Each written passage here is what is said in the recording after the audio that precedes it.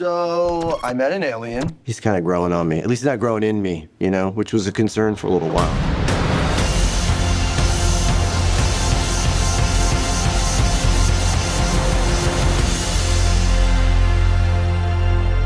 Project Hail Mary is a brand new science fiction adventure flick that hit theaters this past weekend. The movie is directed by both Phil Lord and Chris Miller, and this is a film that is based off of a novel of the same name written by Andy Weer. And yes, we have the same last name, but no, there is no relation. The last name is not even spelled the same. That said, I went and saw this movie on the biggest screen that I possibly could, and I had such a great time watching it. Let's do the review for Project Hail Mary. Here we go. That is one big pile of shit. No, I shot him. Bullets in the fall killed him. So Project Hail Mary stars Ryan Gosling as a character named Dr. Ryland Grace, and at the beginning of our film, Dr. Grace wakes up inside of a space shuttle somewhere deep in space, but he can't remember why he's on this ship. As his memories start to come back to him in flashback form for you, the viewer, you find out that Dr. Grace used to be a school teacher. He was teaching kids science class when he was approached by the government to try and help with a very big problem going on in space. There's this thing called astrophage that looks red and is attacking our sun, and as it attacks our sun, it's dimming the light of our sun, which means in 20 to 30 years the sun will start to cool, and that means that Earth itself will start to cool. And as Earth cools, well, life on Earth will start to diminish, food will become radically different, and people won't be able to survive. And so he is recruited into this gigantic science project and eventually makes his way into space himself to try and get answers as to how to stop this astrophage from destroying our sun. Now, I don't want to spoil things if you haven't seen the film, but I do need to get into a little bit more detail about what's going on in space in this film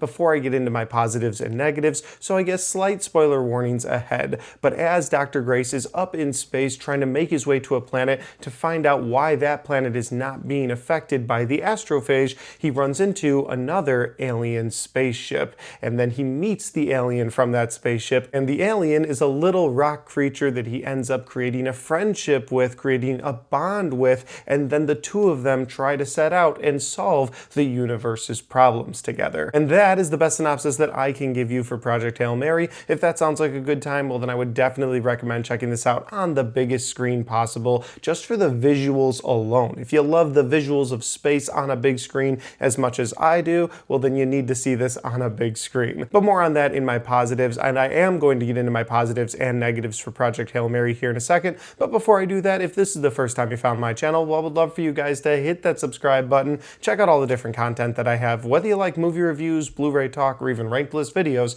I've got a little bit of everything on my channel, and I'd love for you guys to check it out. All right, let's get into my positives and my negatives for Project Hail Mary. I'm Grace. I'm gonna call you Rocky. Thumbs up. No, that's thumbs down. You do the thumbs up. It's close enough. My first positive for this movie is that the science portion of this film is never dumbed down for you, the viewer, but I feel like at the same time, the science portion of this movie never talks down to you, the viewer, because the film is very much so based on science talking about advanced chemistry, science talking about relativity, and there's so much advanced knowledge of science that's poured into this movie that it could have been very hard to consume for the average viewer, myself very much included. However, like I said, the film never talks down to you, the viewer, with the science that it uses, and it never sort of dumbs itself down for you, the viewer, either. It finds a line right in the middle that you can understand and you can go along with to enjoy the real message of this movie, which really isn't about science at all. And what is the message of this movie? Well, that leads directly into my next positive for this film, and that is that this film gives a great message of not only friendship, but of hope. And all of that is sort of tied together with one brief line of dialogue that I thought was one of the best lines of dialogue that I've heard in a film in a very long time, and that is that you don't need to be brave, you just need to find someone to be brave for. That line of dialogue isn't even given to us by the main character of this film, played by Ryan Gosling. It's given to someone else else to our main character, but again, it's just a brief line of dialogue, and it's such an important line of dialogue. That idea that you have to find someone to be brave for. Yes, of course, in this movie, it's something that refers to the relationship that the main character is going to have with that alien life form known as Rocky, but it's not just a line of dialogue for a film, it's also something that can be applied to your everyday life, to my everyday life as a father, as someone who has 3 kids, someone to be brave for, or my wife, someone I can be brave for. And I thought that line of dialogue was so emotional. It really just hooked me the way that it needed to at that point of the film. And for me, it really put together the theme of friendship and hope for this film overall. Getting into the very emotional friendship of this film is my next positive, because I think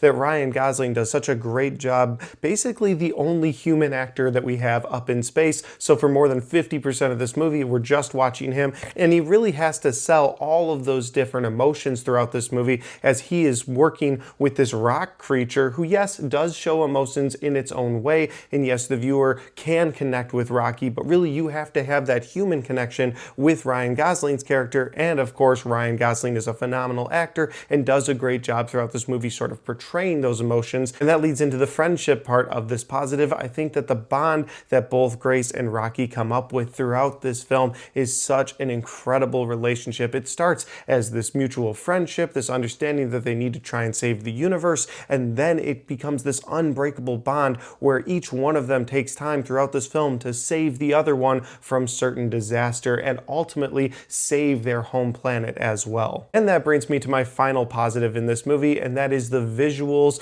are so damn beautiful throughout the entire movie, especially up in space. Listen, if you put space on the big screen, I will go watch your movie because I love seeing space on the big screen. And that probably goes back to when I was just a little kid, and the very first movie that I ever saw in theaters was Lost in Space. Now, admittedly, that's not a very good movie, but again, it just sort of unlocked something brand new for me when I was a little kid, and it gave me this love, this appreciation for seeing space on the big screen. And so anytime I see a film that has to do with space, that's going to be a positive of mine. But this movie might actually be the most visually pleasing film I've ever seen about space on the big screen. All of the different views of planets and stars, the sun, space itself, watching Grace walk outside of his spaceship, watching both Grace's spaceship and Rocky's spaceship in space at the same time. I mean, there's so many beautiful visuals, or gorgeous visuals, and honestly, sometimes terrifying visuals that all work for me on that big screen,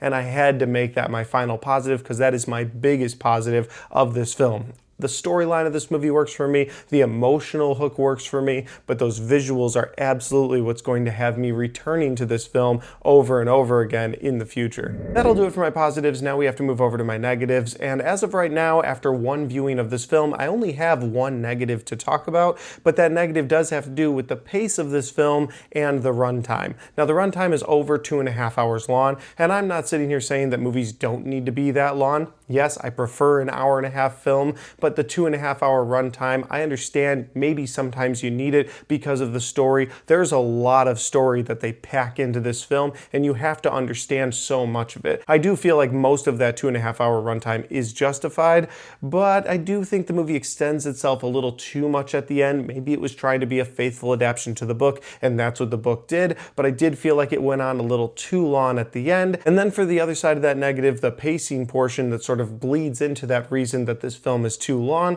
it's that the film has very edge of your seat moments while you're up in space. Like when you're in space, you are locked into this story, whether it's the emotional hook, the visuals, or just the mission in general, watching Ryland Grace try to get to where he needs to get to, but every time he has a flashback, it takes you out of that moment and it puts you back on Earth with what was going on. Now again, some of that story is necessary. A lot of the earlier flashbacks of this film were definitely necessary, especially the one that kind of tied in that emotional hook, talking about who you need to be brave for. And so I understand that a lot of that was necessary, but I didn't feel like all of it was necessary or that all of it was needed. And because of those flashbacks that would sort of slow this pace down to a crawl at times, when you also add in that 2.5 hour runtime, that didn't blend very well, at least for me. I'm not saying the movie is unwatchable at all, and I'm not saying that I wouldn't rewatch this movie again in the future, but ultimately, the point I'm trying to make here is that because of that pace slowing itself down so much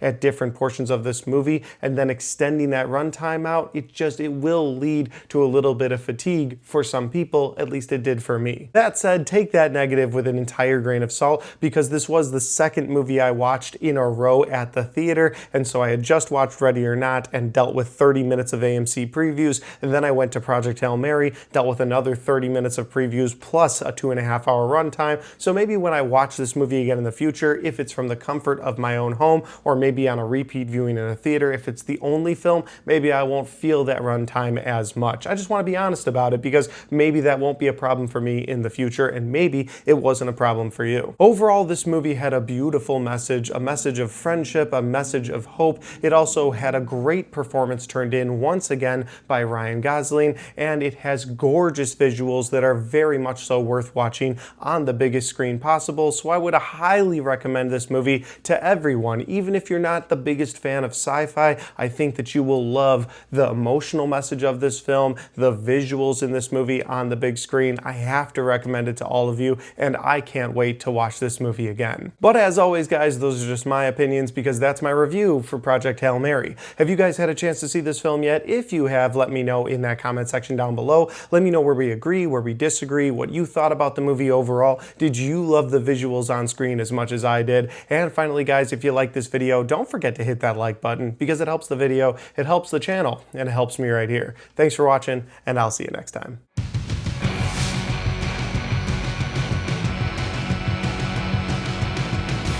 Alright guys, we got to the end of my Project Hail Mary review. I hope you guys enjoyed this video. If you watched this far, thank you so much for watching this. I really appreciate that. I had such a fun time seeing this movie on the big screen. I look forward to my next viewing of this film, and of course I loved making this review. I'm sure I will talk about this movie more in the future, not only in the wrap-up video at the end of March, but I'm sure that this movie will be on some positive end-of-year lists at the end of the year. If this isn't on an end-of-year list, I will be shocked. Like, that's how great the rest of 2026 will be, because this movie is so much fun. And of course, I look forward to doing more movie reviews throughout 2026, but in the meantime, if you want to check out any of the other content on my channel, well, I've got all of my best and worst of 2026 so far right there, and I've got all of my 2026 movie reviews right there.